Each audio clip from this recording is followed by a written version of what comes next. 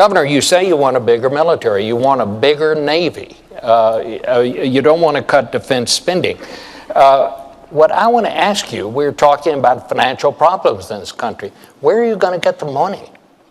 Well, let's come back and talk about the military, but all the way through. First of all, I'm going through from the very beginning. We're going to cut about 5% of the discretionary budget, excluding military. That's number one. But can you do this without driving the good news is I'll be happy to have you take a look. Come on our website. You'll look at how we get to a balanced budget within 8 to 10 years. We do it by reducing spending in a whole series of programs. By the way, number one I get rid of is Obamacare. There are a number of things that sound good, but frankly, we just can't afford them. And that one doesn't sound good, and it's not affordable. So I get rid of that one from day one. To the extent humanly possible, we get that out. We take program after program that we don't absolutely have to have, and we get rid of them. Number two, we take some programs that we are going to keep, like Medicaid, which is a program for the poor. We take that health care program for the poor, and we give it to the states to run because states run these programs more efficiently. As a governor, I thought, please, give me this program. Can he do that? I can run this more Mr. efficiently President? than the federal government, and states, by the way, are proving it. States like Arizona, Rhode Island have taken these Medicaid dollars, have shown they can run these programs more cost effectively. So I want to do those two things. It gets us to a balanced budget with 8 to 10 years. Bob, but the military, let's get back to the military, though. Well, that's what I'm trying to find out. Let's talk about the military. You should have answered the first question. Look, Governor Romney's called for $5 trillion of tax cuts that he says he's going to pay for by closing deductions. Now, the math doesn't work, but he continues to claim that he's going to do it. He then wants to spend another $2 trillion on military spending that our military's not asking for. Now, keep in mind that our military spending has gone up every single year that I've been in office. We spend more on our military than the next 10 countries combined.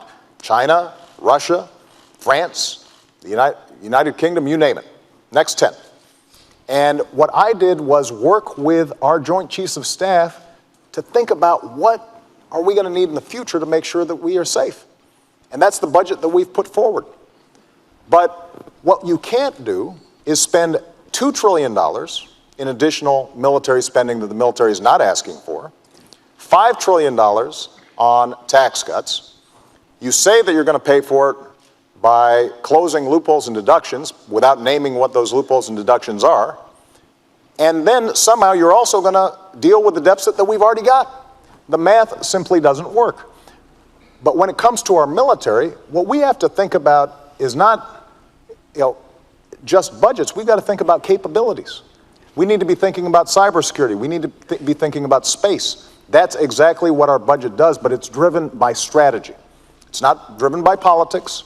It's not driven by members of Congress and what they would like to see. It's driven by what are we going to need to keep the American people safe. That's exactly what our budget does.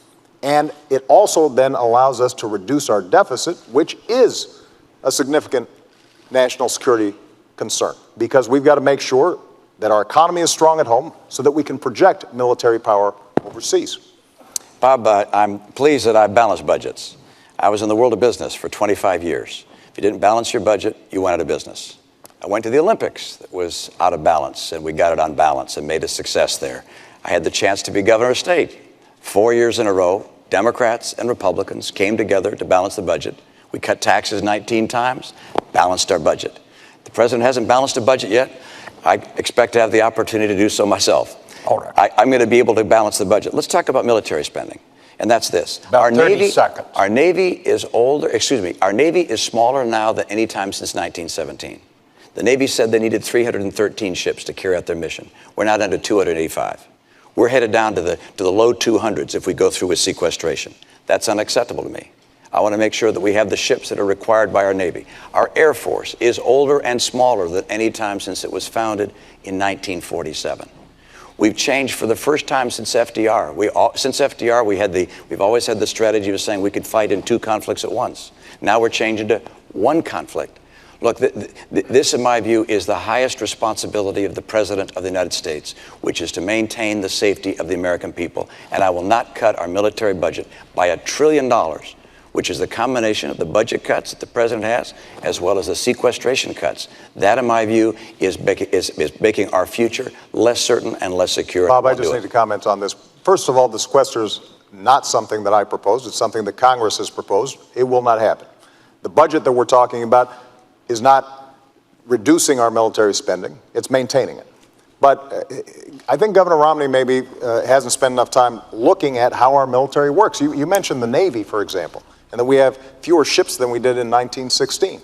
Well, Governor, we also have fewer horses and bayonets because the nature of our military has changed. We have these things called aircraft carriers where planes land on them. We have these ships that go underwater, nuclear submarines. And so the question is not a game of battleship where we're counting ships. It's what are our capabilities? And so when I sit down with the Secretary of the Navy and the Joint Chiefs of Staff, we determine how are we going to be best able to meet all of our defense needs in a way that also keeps faith with our troops, that also makes sure that our veterans have the kind of support that they need when they come home. And that is not reflected in the kind of budget that you're putting forward because it just doesn't work. All right. And we visited the website quite a bit, and it still doesn't work.